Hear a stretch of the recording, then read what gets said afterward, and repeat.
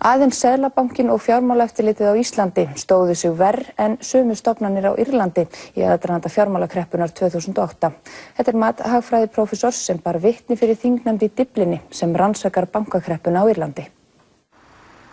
Gregory Connor, hagfræðiprófessor við Maynooth háskóla á Írlandi, segir að allir markaðir hafa orðið fyrir áhrifum af lánsfjárkreppunni í Bandaríkjunum 2008.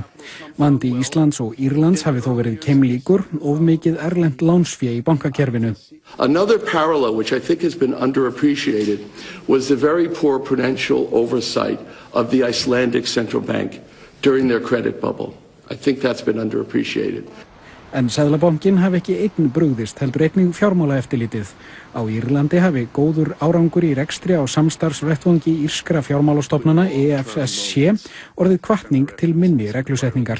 And I think that fed into this very light touch approach of the Irish financial regulator. Very light touch, way overboard relative to competitors, except Iceland. The second worst, as I said, probably the second worst prudential performance in the world.